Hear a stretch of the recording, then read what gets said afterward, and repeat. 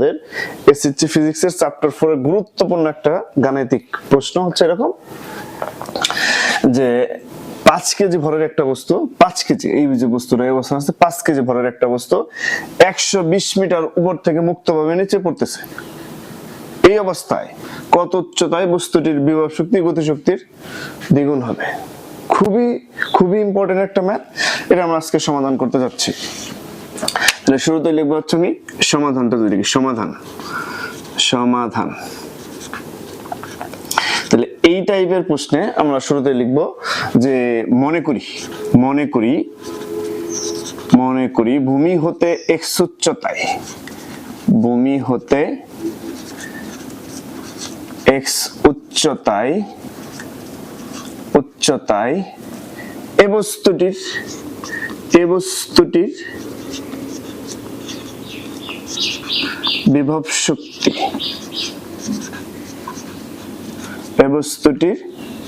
বিভব শক্তি, গতিশক্তির দ্বিগুণ হবে।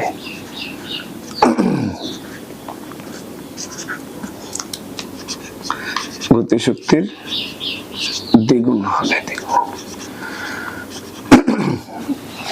এই টাইপের প্রশ্নে আমাদের শুরুতেই এটা আমরা লিখে নেব, ভূমি হতে x উচ্চতা।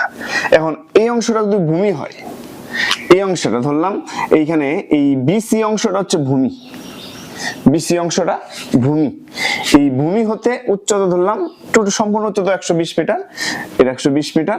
এখন ভূমি হতে যদি আমরা এইটুকু উচ্চতা x ধরি, তাহলে আমি বলতে পারি না এইখান থেকে এই পর্যন্ত উচ্চতাটা হচ্ছে 120 মাইনাস x, এইটা যদি x হয় তাহলে এটা 120 মাইনাস x, কোনো সন্দেহ নাই। তাহলে লিখবো যেহেতু বিভব শক্তি গতিশক্তি সমান হবে, সুতরাং x উচ্চতায় বিভব শক্তি কত? x উচ্চতায় বিভব শক্তি, আমরা তো জানি বিভব শক্তিকে ভি দ্বারা অথবা ইপি দ্বারা প্রকাশ করা হয়। তাহলে ভি ইকুয়াল টু কত?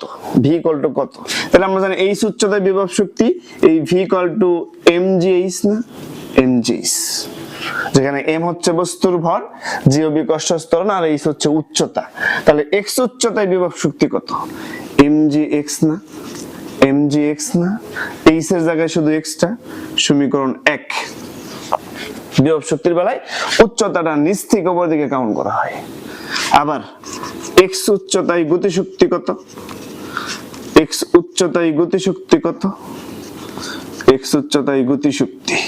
তাইলে আমি লিখতে পারি না এটা t অথবা e কে, এইটা সমান হাফ mv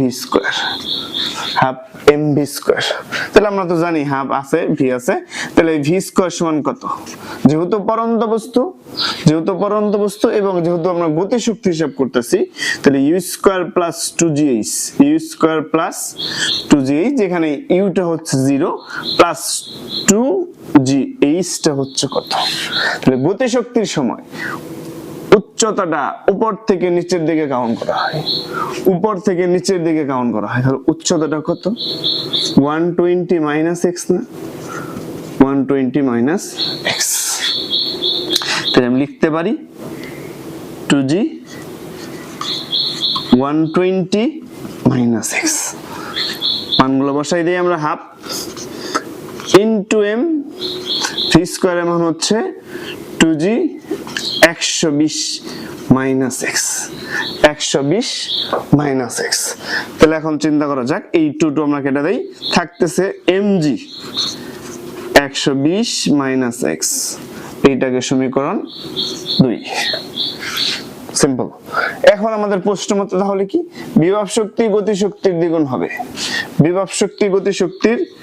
দ্বিগুণ হবে, তাহলে আমি লিখতে পারি না প্রশ্ন মতে আমি লিখতে পারি না v ইকুয়াল টু 2t,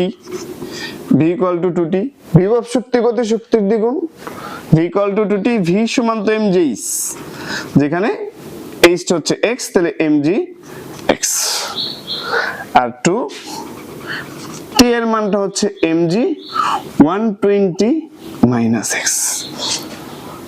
আচ্ছা, এই যে mg আমরা বাদ দিয়ে দিই, mg এই পাশে mg বাদ থাকতেছে কত, এক্স না, এক্স এক্স থাকতেছে। আর এই পাশে থাকতেছে 120 এর সাথে 2 গুণ করলে 240 মাইনাস 2x। 2x টা যদি আমরা এই পাশে নিয়ে আসি তাহলে এটা হচ্ছে 3x ইকুয়াল টু 240, বা x ইকুয়াল টু কত বলতো, 240 ভাগ 3 না,